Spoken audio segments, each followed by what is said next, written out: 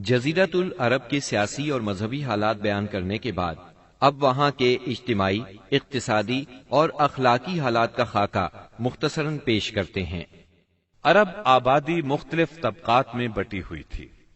ہر طبقے کے حالات ایک دوسرے سے بہت زیادہ مختلف تھے۔ چنانچہ معزز طبقے میں مرد اور عورت کا تعلق خاصا ترقی یافتہ تھا۔ عورت کو بہت کچھ خود مختاری حاصل تھی، اس کی بات مانی جاتی تھی، اس کا اس قدر احترام اور حفاظت کی جاتی کہ اس کی خاطر تلواریں سونت لی جاتی تھی، خون ریزی ہو جاتی تھی۔ آدمی جب اپنی شجاعت اور بہادری پر بات کرنا چاہتا، اپنی تعریف کرنا چاہتا، تو عموماً عورت ہی کو مخاطب کرتا۔ شجاعت اور سخاوت کی صفات کو ان کے درمیان بہت بڑا مقام حاصل تھا۔ اکثر اوقات ان میں صلح کے لیے عورت ہی بڑا کردار ادا کرتی تھی۔ وہ چاہتی تو قبائل کو صلح کے لیے جمع کر لیتی تھی، اور چاہتی تو ان کے درمیان جنگ کی آگ بھڑکا دیتی۔ لیکن ان تمام باتوں کے باوجود خاندان کا سربراہ مرد ہی کو مانا جاتا تھا، اور اس کی بات فیصلہ کن ہوتی تھی۔ اس طبقے میں مرد اور عورت کا تعلق عقد نکاح کے ذریعے ہوتا تھا۔ یہ نکاح عورت کے ولیوں کی نگرانی میں انجام پاتا تھا۔ عورت کو ان کی ولایت کے بغیر نکاح کا حق نہیں تھا۔ ایک طرف طبقہ اشراف یعنی معزز لوگوں کا یہ حال تھا، تو دوسری طرف دوسرے طبقات میں مرد عورت کے اختلاط کی اور بھی کئی صورتیں تھیں، جنہیں بدکاری، بے حیائی، فحاشی اور زناکاری کے سوا کوئی اور نام نہیں دیا جا سکتا۔ زمانہ جاہلیت میں کسی حد کے بغیر متعدد بیویاں رکھنا ایک عام بات تھی۔ لوگ دو سگی بہنوں کو بھی بیک وقت اپنے نکاح میں رکھ لیتے تھے۔ باپ کے بیوی کو طلاق دینے کے بعد یا اس کے فوت ہونے پر بیٹا اپنی سوتیلی ماں سے بھی نکاح کر لیتا تھا۔ طلاق کا اختیار مرد کو حاصل تھا اور اس کی کوئی حد مقرر نہیں تھی۔ زناکاری تمام طبقات میں عروج پر تھی۔ کوئی طبقہ یا انسانوں کی کوئی قسم اس سے مستثنا نہ تھی۔ البتہ کچھ مرد اور کچھ عورتیں ایسے ضرور تھے جنہیں اپنی بڑائی کا احساس اس برائی کی کیچڑ میں لت پت ہونے سے باز رکھتا تھا۔ پھر آزاد عورتوں کا حال لونڈیوں کی نسبت اچھا تھا۔ اصل مصیبت لونڈیاں ہی تھیں۔ ایسا لگتا ہے جیسے ان جاہلوں کی اکثریت اس برائی کی طرف منسوب ہونے میں کوئی آر بھی محسوس نہیں کرتی تھی۔ جاہلیت میں باپ بیٹے کا تعلق بھی مختلف نوعیت کا تھا۔ کچھ تو ایسے تھے جو کہتے تھے انما اولادنا بیننا اکبادنا تمشی علی الارض، یعنی ہماری اولاد ہمارے کلیجے ہیں جو روئے زمین پر چلتے پھرتے ہیں۔ جبکہ دوسری طرف کچھ لوگ ایسے بھی تھے جو لڑکیوں کو رسوائی اور خرچ کے خوف سے زندہ دفن کر دیتے تھے اور بچوں کو فقر و فاقے کے ڈر سے مار ڈالتے تھے۔ تاہم یہ کہنا مشکل ہے کہ یہ سنگ دلی بڑے پیمانے پر رائج تھی، کیونکہ عرب اپنے دشمنوں سے اپنی حفاظت کے لیے دوسروں کی بنسبت کہیں زیادہ اپنی اولاد کو بہتر سمجھتے تھے اور اس بات کا احساس بھی رکھتے تھے۔ مطلب یہ کہ مجموعی طور پر ان کی حالت بہت کمزور تھی، عقل سے عاری تھی اور ذلت میں گھری ہوئی تھی۔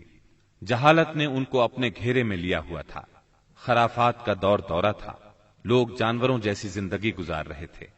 عورت بیچی اور خریدی جاتی تھی۔ بعض اوقات اس سے مٹی اور پتھر جیسا سلوک کیا جاتا تھا۔ قوم کے باہمی تعلقات کمزور بلکہ ٹوٹے ہوئے تھے۔ رہ گئیں حکومتیں تو ان کو صرف اپنا خزانہ بھرنے سے غرض تھی یا مخالفوں پر فوج کشی کرنے کی فکر۔ اقتصادی حالت بھی خراب تھی۔ صرف تجارت ان کے نزدیک ضروریات زندگی حاصل کرنے کا سب سے اہم ذریعہ تھی، اور تجارت کے لیے امن و سلامتی کی فضا کا ہونا ضروری ہے، ورنہ تجارتی آمد و رفت نہیں ہو سکتی۔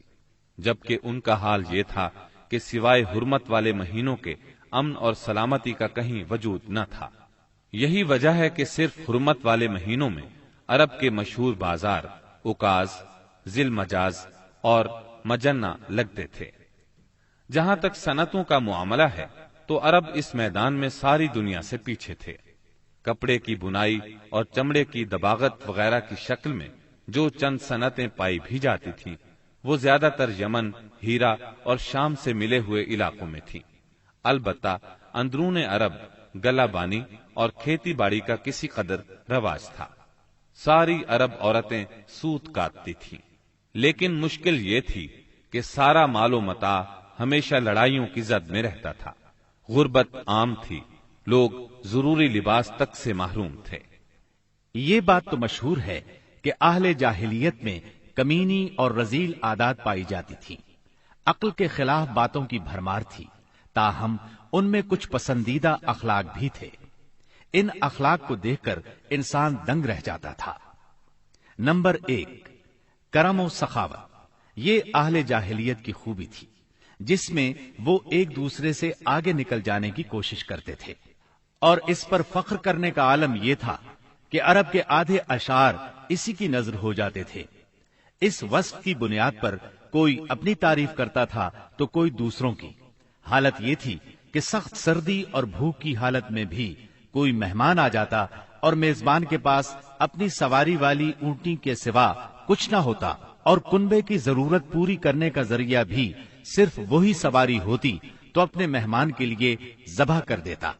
یہ ان کے کرم ہی کا نتیجہ تھا کہ بڑی بڑی دیت اور مالی ذمہ داریاں اٹھا لیتے تھے، اور اس طرح انسانوں کو بربادی اور خون ریزی سے بچا کر دوسرے رئیسوں اور سرداروں کے مقابل فخر کرتے تھے۔ وہ جوا کھیلتے تھے۔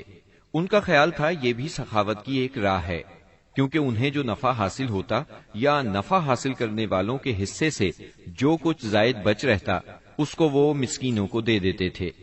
اسی لیے قرآن پاک نے شراب اور جوئے کے نفع کا سرے سے انکار نہیں کیا، بلکہ سورہ بقرہ کی آیت 219 میں فرمایا، وَإِثْمُهُمَا أَكْبَرُ مِن نَّفْعِهِمَا، یعنی ان دونوں کا گناہ ان کے نفع سے بڑھ کر ہے۔ نمبر 2، ایفائے عہد یعنی وعدے کا پورا کرنا۔ دور جاہلیت کے اخلاق فاضلہ میں سے ہے۔ عہد کو ان کے نزدیک دین کی حیثیت حاصل تھی، جس سے وہ ہر حال میں چمٹے رہتے تھے، اور اس راستے میں اپنی اولاد کا خون اور اپنے گھر بار کی تباہی بھی ہیج سمجھتے تھے۔ نمبر 3، خودداری اور عزت نفس۔ اس پر قائم رہنا اور ظلم و جبر برداشت نہ کرنا بھی جاہلیت کے معروف اخلاق میں سے تھا۔ اس کا نتیجہ یہ تھا کہ ان کی شجاعت اور غیرت حد سے بڑھی ہوئی تھی۔ وہ فوراً بھڑک اٹھتے تھے اور چھوٹی سے چھوٹی توہین آمیز بات پر تلوار اور نیزہ اٹھا لیتے تھے، اور نہایت خون ریز جنگ چھڑ جاتی اور انہیں اس راہ میں اپنی جان کی قطعاً پرواہ نہ رہتی تھی۔ نمبر 4، عزائم کی تکمیل۔ اہل جاہلیت میں ایک خاص بات یہ بھی تھی کہ جب وہ کسی کام کو فخر اور ناز کا ذریعہ سمجھ کر انجام دینے پر تل جاتے تو پھر کوئی رکاوٹ انہیں روک نہیں سکتی تھی۔ وہ اپنی جان پر کھیل کر اس کام کو انجام دے ڈالتے تھے۔ نمبر 5، حلم، بردباری اور سنجیدگی۔ یہ خوبی بھی ان کے نزدیک قابل تعریف تھی، لیکن چونکہ ان میں شجاعت حد سے بڑھ کر تھی، ہر وقت جنگ و جدل پر آمادہ رہتے تھے، اس لیے یہ عادت بہت کم پائی جاتی تھی۔ نمبر 6، بدوی سادگی، یعنی رہن سہن کی الجھنوں اور داؤ پیچ سے ناواقف تھے۔ اس کا نتیجہ یہ تھا کہ ان میں سچائی اور امانت پائی جاتی تھی۔ دھوکہ دہی، بد عہدی سے دور تھے اور نفرت کرتے تھے۔ ہم سمجھتے ہیں کہ جزیرت العرب کو ساری دنیا سے جو جغرافیائی نسبت حاصل تھی، اس کے علاوہ یہی وہ قیمتی اخلاق تھے جن کی وجہ سے اہل عرب کو بنی نوع انسان کی قیادت اور رسالت عامہ کا بوجھ اٹھانے کے لیے منتخب کیا گیا تھا، کیونکہ یہ اخلاق اگرچہ بعض اوقات شر اور فساد کا سبب بن جاتے تھے اور ان کی وجہ سے المناک حادثات بھی پیش آ جاتے تھے، لیکن اپنی نوعیت کے بڑے قیمتی اخلاق تھے۔ یہ تھوڑی سی اصلاح کے بعد انسانی معاشرے کے لیے نہایت مفید بن سکتے تھے، اور یہی کام اسلام نے انجام دیا۔ غالباً ان کے اخلاق میں بھی ایفائے عہد کے بعد عزت نفس اور عزم کی پختگی سب سے زیادہ قیمتی اور نفع بخش جوہر تھا۔ کیونکہ اس زبردست قوت اور پختہ ارادے کے بغیر شر و فساد کا خاتمہ اور نظام عدل کا قیام ممکن نہیں۔ اہل جاہلیت کے کچھ اور بھی اچھے اخلاق تھے، لیکن ان سب کو بیان کیا جائے تو بات بہت طویل ہو جائے گی، لہذا انہی پر اکتفا کرتے ہوئے ہم آگے چلتے ہیں۔